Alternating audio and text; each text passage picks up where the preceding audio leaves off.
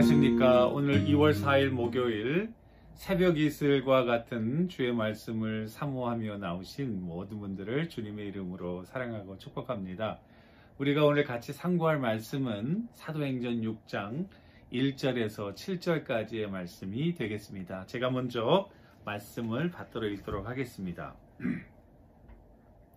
그때 제자가 더 많아졌는데 헬라파 유대인들이 자기의 과부들이 매일의 구제에서 빠짐으로 히브리파 사람을 원망하니 12사도가 모든 제자를 불러 이르되 우리가 하나님의 말씀을 제쳐놓고 접대를 일삼는 것이 마땅하지 아니하니 형제들아 너희 가운데서 성령과 지혜가 충만하여 칭찬받는 사람 7을 택하라. 우리가 이 일을 그들에게 맡기고 우리는 오로지 기도하는 일과 말씀 사역에 힘쓰리라 하니 온 무리가 이 말을 기뻐하여 믿음과 성령이 충만한 사람 스데반과 빌립과 브로그로와 니가노르와 디몬과 바메나와 유대교에 입교했던 안디옥 사람 니골라를 택하여 사도들 앞에 세우니 사도들이 기도하고 그들에게 안수하니라. 하나님의 말씀이 점점 왕성하여 예루살렘에 있는 제자의 수가 더 심히 많아지고 허다한 제사장의 무리도 이 도에 복종하니라. 아멘. 이것은 우리에게 주시는 하나님의 말씀입니다. 우리가 오늘 같이 상고할 말씀은 위기는 기회다 라는 제목을 제가 한번 붙여서 같이 말씀 묵상하고 하루 여러분들과 이 말씀 붙들고 살아가시는 여러분과 제가 됐으면 참 좋겠습니다. 초대교회가 이제 성령의 충만한 능력을 받고 제자들이 힘을 얻고 교회가 생기고 또 많은 사람들이 늘어나게 되었다고 성경에 말하고 있습니다. 사단이 이 교회를 와해시키기 위해서 그 공권력을 동원해서 사도들을 옥에 가두기도 하고 협박하기도 하고 겁박하기도 하고 그것은 외적인 핍박이다 이렇게 얘기를 했고 또 사도행전 5장 같은 데 보면은 아나니아와 삽비라 사건은 교회의 내부의 그런 거룩함과 순결과 하나됨을 파괴하는 사단의 그런 교묘한 내부 혼란 작전, 그러니까 외부에서는 핍박을 하고 내부로는 서로 분열하게 하는 어떻게 보면은 참 잔인한 사단의 아주 집요한 공격이 시작된 것이죠.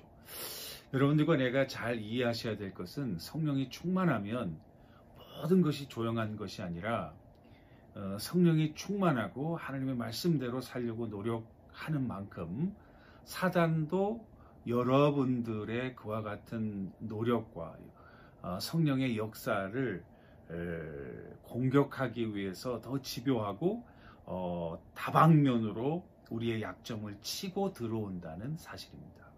우리가 나이브하게 생각해가지고 성령 충만하면 아무 일이 없다고 생각하시면 오산이에요. 오히려 성령은 우리가 뭐라고 이야기하냐면 성경은 우리가 깨어서 기도할 때에 그런 외적인 사단의 공격이 더 심해지는 거예요. 왜냐하면 그 사단의 나라가 망가지고 또 파괴되고 무너지면서 하나님의 나라가 세워지니까 사단도 비상이 걸리는 거예요. 그래서 가능한 한 그 모든 공격을 집중해서 이 하나님의 나라 운동을 파괴시키기 위한 전면적인 그런 전면 공격에 나선다는 거죠.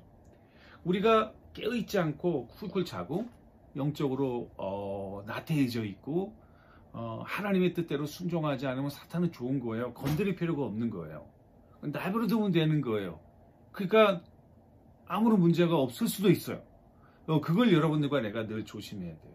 초대교회는 성령이 충만한 만큼 사단의 공격도 심했고 그러나 그와 같은 사단의 공격 가운데 하나님의 역사하심, 성령님의 인도, 보호, 견인하심이 있으니까 교회는 아무것도 없는 가운데 성장하는 것이 아니라 그와 같은 도전 속에서 그와 같은 위협 속에서 우리 자신을 새롭게 하고 말씀 중심으로 우리가 회개하고 그리고 우리의 자신을 내려놓고 하나님의 뜻에 더 순종하도록 그와 같은 영적인 디시플린 가운데 교회가 점점 스트롱해지고 그 열매로 성장하는 거예요.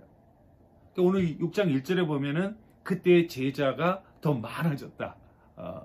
사단의 공격이 있었지만 완전한 교회가 성장하는 것이 아니라 성령 충만을 위해서 계속 앞을 향하여 나가는 가운데 장애물이 있고 또 여러 가지 위협과 협박과 유혹과 공격이 있음에도 불구하고 하나님께 뜻을 정하고 또 하나님 말씀대로 순종하고 나가는 그런 교회가 성장합니다.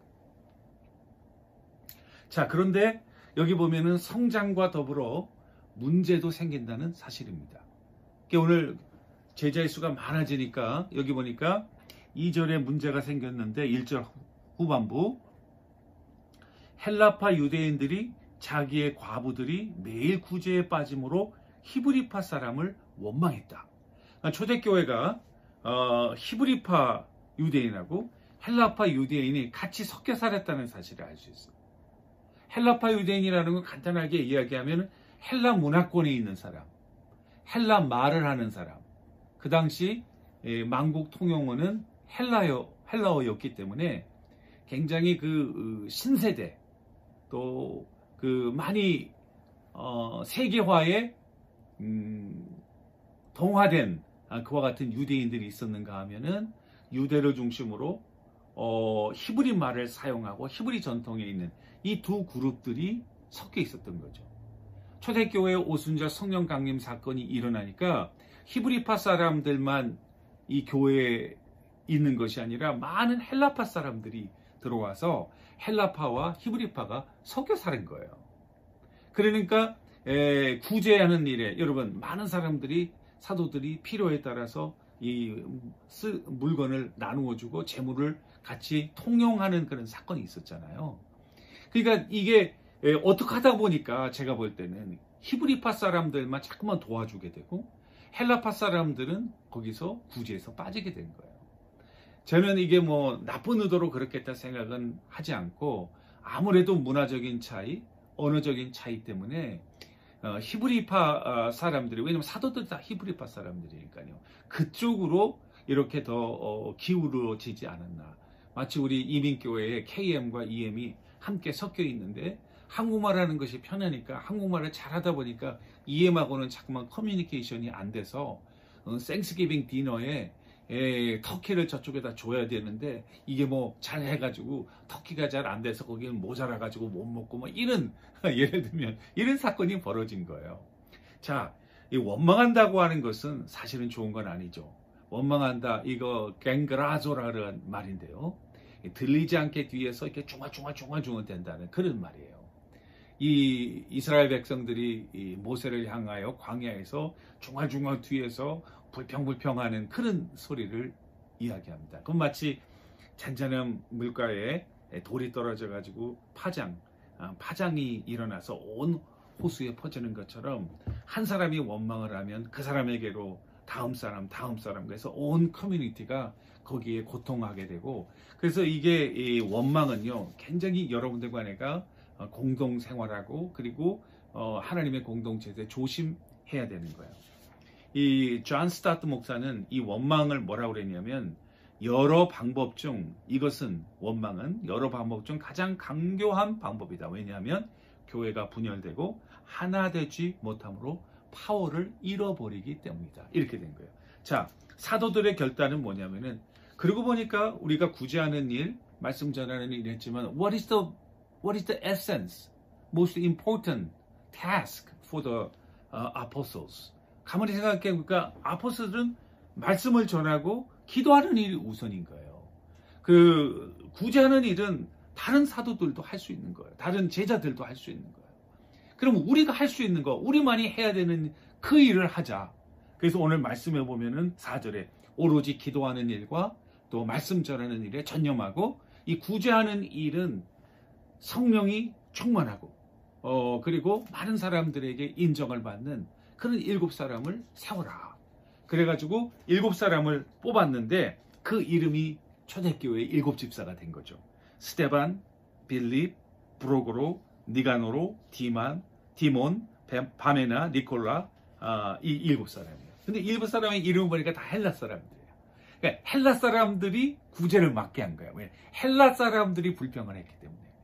이거는 굉장히 지혜로운 방법이라고 생각하고, 그리고 이것을 다 좋게 여겨서 초대교회가 어려운 그런 문제를 해결하면서, 오늘 말씀 뒤에 보면은 사도들은 기도하고 또 말씀 증거하는 일을 전념하고, 7 집사님들은 이 구제하는 일을 맡아서 성심성의껏 열심히 섬기면서 교회가 어떻게 됐냐, 더 파워풀하게 성장하게 되었다는 거예요. 6, 7절 보시면 하나님의 말씀이 점점 왕성하여, 사도들이 말씀과 기도에 전념하니까 왕성해지고, 또 예루살렘에 사는 제자의 수가 더 심히 많아지고, 이게요 미완료 진행형으로 되어 있어요. 계속 불어나고 있다 지금도, 이런 의미예요.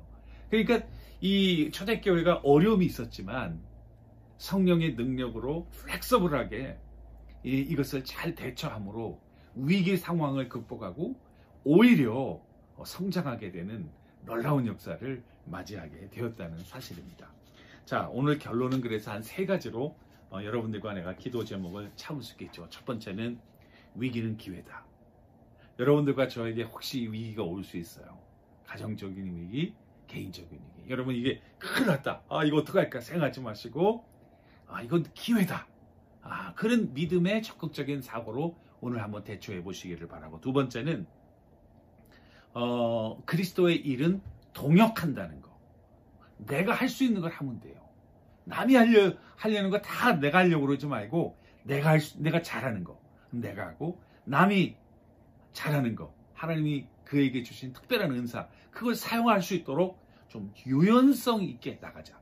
여러분들의 삶에서 이런 위기 상황을 극복할 때에 굉장히 플렉서빌리티.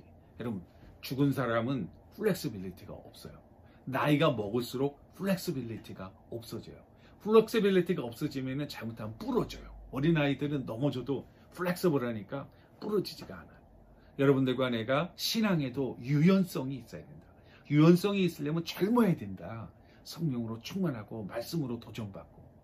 여러분, 오늘 어떠한 일이 여러분들에게 벌어지든지 그것이 혹시 위기라면 오늘 말씀을 통해서 기회라고 한번 생각하고, 하나님께서 주신 지혜와 성령의 능력으로 플렉서블하게 대처함으로 오히려 위기를 기회로 삼아 큰 성장과 축복을 경험하는 한날 되기를 주님의 이름으로 간절히 축원합니다. 기도하겠습니다.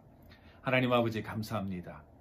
오늘 말씀을 통해서 초대교회가 성장 중에 고통이 있었지만, 그러나 이 위기 상황을 잘 극복함으로 오히려 더 크게 성장하는 성령의 큰 역사를 경험했던 것을 기억하게 하시고, 오늘 우리 삶에서 주어지는 위기 상황, 기회인 것을 알고 성령의 도우심으로 잘 대처하여 오히려 성장하는, 오히려 성숙하는, 오히려 하나님의 영광을 드러내는 한날 되게 하옵소서. 예수님의 이름으로 간절히 기도 올리옵나이다. 아멘. 여러분, 오늘도 주님과 함께 동행하시는 여러분들과 제가 되기를 주님의 이름으로 축원합니다. 감사합니다.